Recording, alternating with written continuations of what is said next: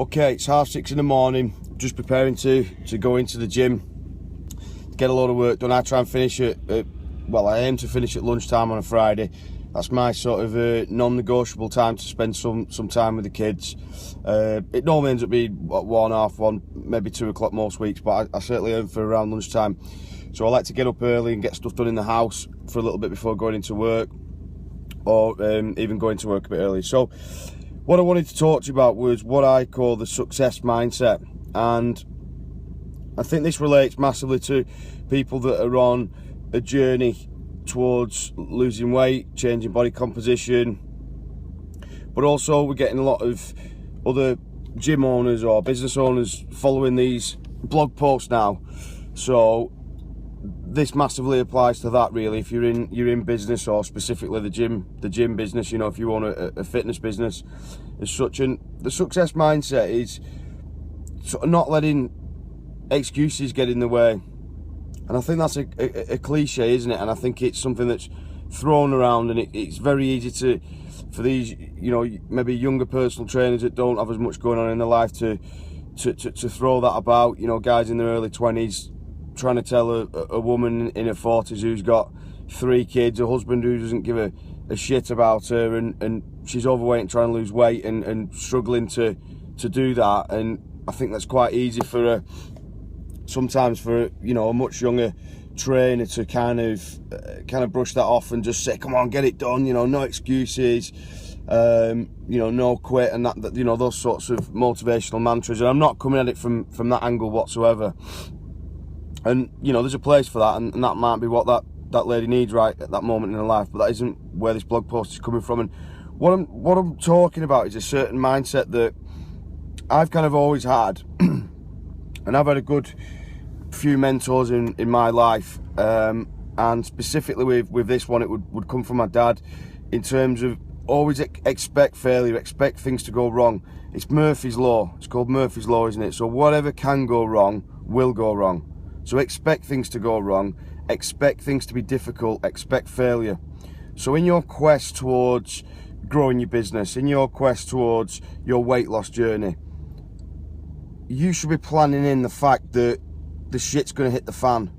So in your weight loss journey, you're going to maybe get ill for a couple of weeks in the middle. You might be on a strict 12-week program.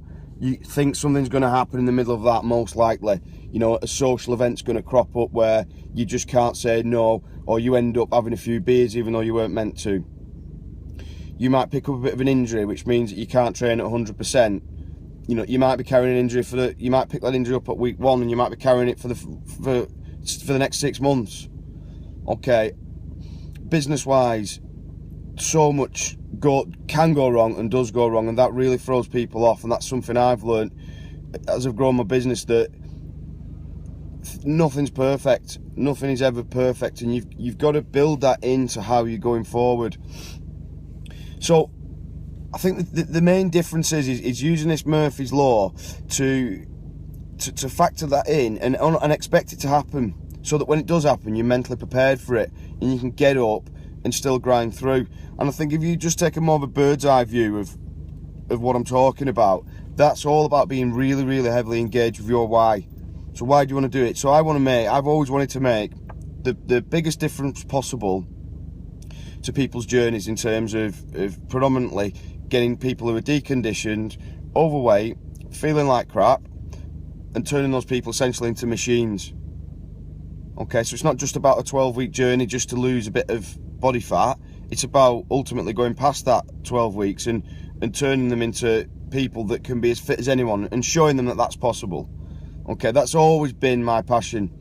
You know, 10, 12 years, how long I've been in PT, that's been my niche, if you like. Some people like working with different demographics. Some people like getting people onto a bodybuilding stage, or they might helping them with powerlifting competition, or training athletes, or training golfers, or, you know, niche down. My niche, that's always been my niche. So I'm heavily engaged with that, and I'm always looking at ways I can do that better, or I can do it on a bigger scale, but without watering down what we're doing. That's important to me. So I'm heavily engaged with that.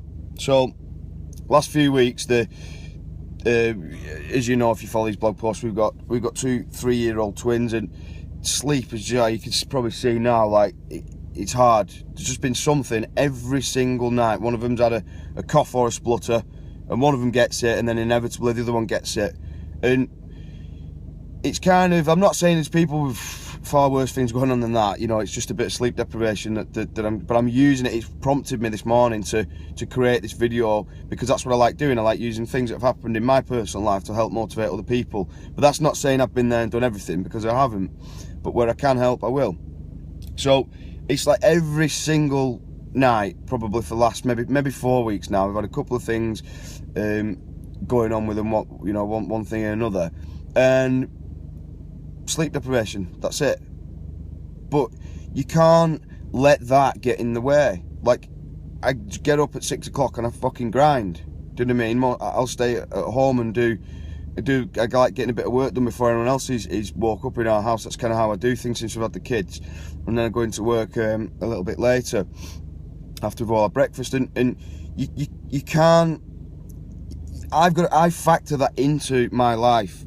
So I build my training around the fact that, yes, my recovery is probably not optimal because I've got 2 3-year-old twins and my sleep's shit, and I'm running a business that's very demanding. Do you know what I mean? And training for me isn't number one priority. So that's built in. So that means things like, am I always going for a personal best on my deadlift and squat every single time I train? No, because I'll get hurt and I'll not be able to move forward. So you've got to realise where you're at, and you've got to build that into your programme. And it's a case of what I think is like I was getting back to, say, the 40-year-old woman with 3 kids who's really overweight, tired all the time, low self-confidence, and she's going to this like 21-year-old freshly qualified PT that's, you know, barely got hairs on his balls, and he's got no worries. Maybe lives at home with his mum and dad. He's got no worries in life as such yet, and we've all been there, and that's fine. And we're talking about the no excuses, get it done, just fucking turn up and get it done, and all that mentality.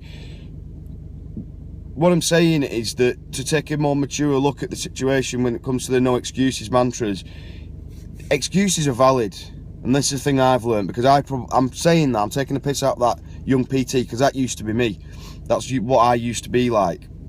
I didn't realise the pressures and the stresses of what comes a little bit later on in life. And I'm sure, like, I'm 33 as I shoot this video, and I'm sure that, you know, that'll increase as I get older. But what I'm trying to say with the excuses is that, like, your excuses are valid if you let them become valid. So you could turn around and say, well, I've not had sleep, so I'll lie in bed a little bit longer, I deserve a lie-in, and it's Friday, and you know, I don't need to get these critical few tasks done. But you've got to put that pressure on yourself to produce results under situations and circumstances that are non-optimal. You've got to, that only comes when you're engaged with your why. So why are you doing it? Why have I got up at that time every day nearly for the last 10, 12 years, whatever it is, since I was 21, so 12 years. Why? Because I'm engaged with what I want to do in my career. Simple. People get that with the training sessions as well. Why do we train 3-4 days a week? Because I'm engaged with what I want to do in my own, you know, my own training, mental well-being and my body. Now, your excuses can become valid. That's the point I'm making, is that, like, you just can't buy into them. No matter how bad it gets, no matter how low you get, you cannot start to believe that it's okay to back off. And there's people in really bad situations. There's people who are disabled. I work with guys who are disabled who train the house down. John Mather, I'm going to give you a shout out, because you're someone that doesn't let excuses come in ever. You know, and your work ethic is outstanding, and you turn up ready to crush every session, when a lot of people in your circumstance would just use an excuse, like, I can't do this or whatever. And so just don't let your excuses become valid, okay? So you can't let them become a reason for failure. So you accept Murphy's Law. What can go wrong will go wrong. Expect that to happen. Build that into your plan. But your plan is for the rest of your life. It's a 365 thing, rest of your life thing, isn't it? It's not a 12-week thing. It's not an 8-week thing. It's not get me bikini body, get me abs out for summer, because that's short-lived. And then after you get to that point, the excuses kick back in, and you start being lazy again, and you know, kind of making the excuses and not being where you want to be ultimately. So I hope this little video's helped, and have a good day.